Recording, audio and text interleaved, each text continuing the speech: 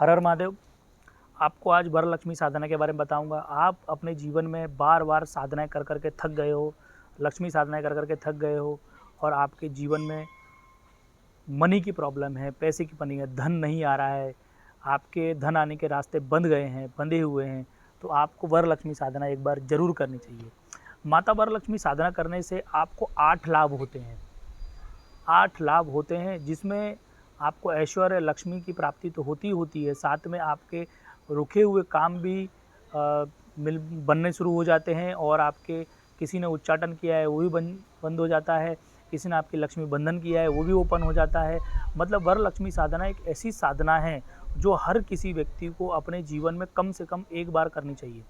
साधना के साथ साथ में आपको एक बार उसका अनुष्ठान करना चाहिए। 1.25 लाख मंत्रों का जाप करा के किसी पंडित जी के द्वारा या किसी योग गुरु के द्वारा आपको उसका पूरा अपने परिवार पे एक बार अनुष्ठान करना चाहिए। वरलक्ष्मी साधना करने के बाद आपके घर में लक्ष्मी का अस्थायी रूप से स्थिर हो जाती है। अब मैं आपको बताऊंगा कि साधना करनी कैसे चाहिए। देखो, वरलक्ष्मी साधना एक अलौकिक साधना है, बहुत ही गुप्त साधना है, इसीलिए इस साधना को मैं उजागर तो कर रहा हूँ, लेकिन वही व्यक्तियों को फलित होगी जो व्यक्ति गुरु मार्ग से चलेगा, गुरु परंपरा से है, गुरु दीक्षा ले रखी है और जो गुरु के द्वारा इस साधना को करेगा। इस साधना में लक्ष्मी यंत्र की ज़रूरत है, या तो कनकधारा यंत्र ले लें, या लक्ष्मी यंत्र ले लें, अष्टलक्ष्मी यंत्र ले लें, या आप श्री यंत्र ले लें। इस किसी भी एक यंत्र की आपको ज़रूरत है और इस साधना में आपको सिर्फ और सिर्फ स्फटिक की ही माला की ज़रूरत है। स्फटिक की माला आपको बहुत ही अत्यंत आवश्यक है, अदरवाइज़ ये साधना आपको कभी भी फलित नहीं होगी, क्योंकि जब आपको पानी की ज़रूरत है, पानी पीना है और पानी नहीं मिल रहा है तो प्यास तो बुझेगी ही नहीं।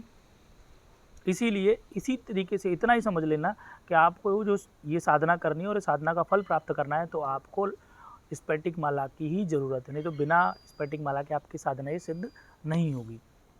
साधना में कोई बहुत बड़े विधान नहीं है, छोटे मोटे विधान हैं। नॉर्मल साधक परिवार गृहस्थ के जो लोग हैं, जो भौतिक लोग जीवन जीते हैं, वो लोग आराम से कर सकते हैं। माँ बहनें भी कर सकती हैं, छोटी बच्ची भी कर सकती हैं, जो नौकरी पे जाते हैं वो भी कर सकते हैं, जिसने कभी साधना नहीं की है वो भी साधना कर सकते हैं। तो आइए मैं आपको बताता हूँ कि साधना करनी कैसी है। साधना को सर्वप्रथम जो यंत्र और माला लिया है वो माला को आप अरेंजमेंट कर लें और उसके बाद 1.25 किलो जौ ले लें। उसके बाद एक सुपारी ले लें, एक श्रीफल ले लें। श्रीफल मतलब नारियल ले लें। नारियल लेने के बाद आपको एक चौकी अरेंजमेंट करनी है, लाल कपड़ा अरेंजमेंट करना है, एक लाल आसन अरेंजमेंट करना है और लाल कपड़े ही आप खुद पहने, सर पे भी लाल कपड़ा बांध के रखे, लाल कपड़े पहन के ही साधना करनी है। साधना कहीं पे भी कर सकते हो आप, ऐसा नहीं है कि आपको अस्थायी एक जगह ही करनी है। जो जॉब करते हैं वो लोग भी अपने अगर कहीं पे जाते हैं, आना है उनका और साधना के बीच में कहीं आना जाना है तो वहाँ पर भी आप साधना कर सकते हैं, बशर्ते आपको साधना को खंडित नहीं करना है। साधना को उस समय पे आपको मंत्र जप करना है। दिशा जो होगी वो पूर्व दिशा की तरफ होगी या उत्तर दिशा होगी, दोनों में से कोई भी दिशा आप चॉइस करें जो कंफर्टेबल आप हैं। आपका मुख पूर्व की तरफ या उत्तर दिशा की तरफ होना चाहिए, ठीक है। और आपको क्या करना है, एक चौकी पे लाल कपड़ा बिछा के वहाँ पे घी का दीपक जलाएं, अखंड दिया जलाएं हो सके तो, और मिट्टी के दिए में जलाएं, आपका हो सके तो अखंड दिया जलाएं। जो लोग व्यक्ति जॉब कर रहे हैं, जो कहीं पे बीच में साधना के बीच में कहीं दूसरे स्टेट में या दूसरी जगह पे आपको जाना पड़े या आपको ट्रैवल करना पड़े तो वो लोग अखंड दिया ना जलाएं, उनके लिए अखंड दिया जलाने की आवश्यकता नहीं है, वो लोग अपने मन की ज्योति जलाएं। फिर दिया को प्रज्वलित करने के बाद आपको दिया लेना है वहाँ पर और आपको अच्छे से आसन पर बैठ जाना है। आसन पर बैठ के पहले गुरु ध्यान करना है, भगवान गुरु से प्रार्थना करनी है कि ये मेरी साधना को आप पूर्ण तरीके से सफल बनाएं। ये प्रार्थना करने के बाद आप पवित्रीकरण करें। पवित्रीकरण करने के बाद 3 बार आचमनी करें। आचमनी करने के बाद भगवान गुरु का ध्यान करें। फिर से भगवान गुरु का ध्यान करने के बाद फिर आपको भगवान गणपति का ध्यान करना है। भगवान गणपति का ध्यान करने के बाद आपको काल भैरव का ध्यान करना है,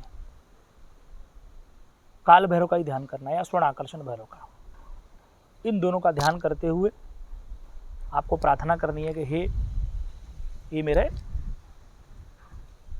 साधना सिद्ध हो। उसके बाद आपको एक माला गुरु मंत्र जाप करना है, एक माला गणपति मंत्र जाप करना है, एक माला काल भैरव मंत्र जाप करना है, एक माला आपको स्वर्ण आकर्षण भैरव मंत्र जाप करना है। ये होने के बाद आपको संकल्प लेना है।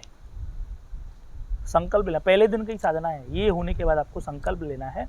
संकल्प लेने के बाद अब आपको जो मंत्र मैं दे रहा हूँ वरलक्ष्मी मंत्र, उसको 11 माला से लेकर 33 माला आपको प्रतिदिन जप करना है। और हो सके तो आप इस मंत्र को 33 माला करें, हो सके तो आप मैक्सिमम टाइम तक करें।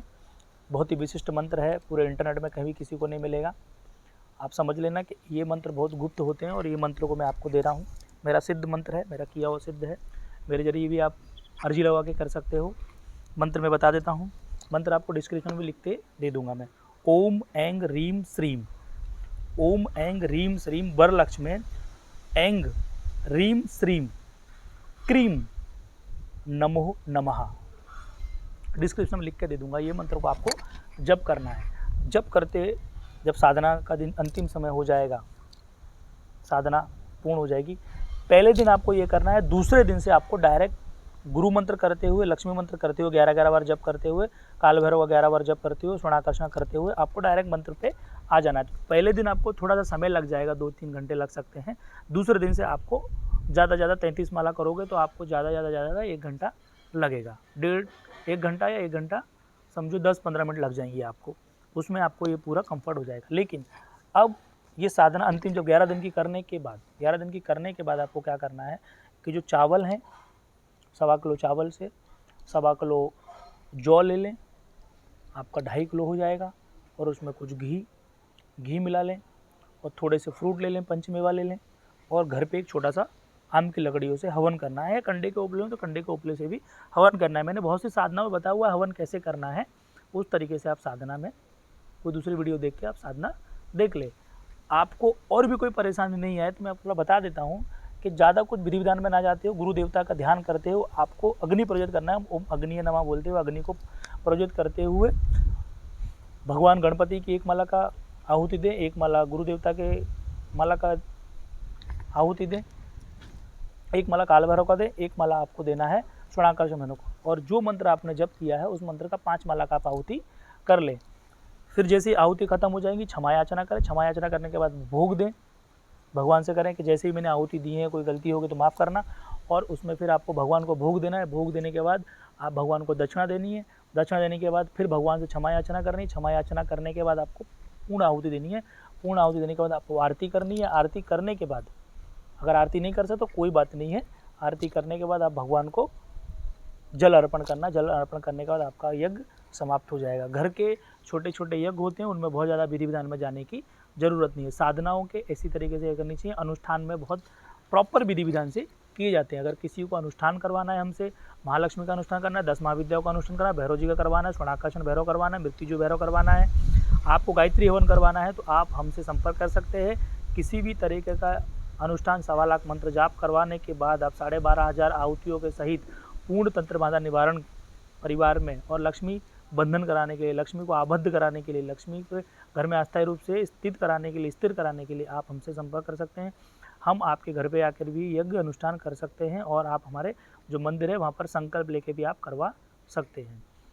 जो मैंने साधना सामग्री बताई है वो साधना सामग्री अगर आपको चाहिए तो 3100 रुपये का चार्ज है, आप हमसे ले सकते हो। आपको प्राण प्रतिष्ठा सिद्ध युक्त करके आपके कुरियर के माध्यम से हम लोग साधना सामग्री भेज देते हैं।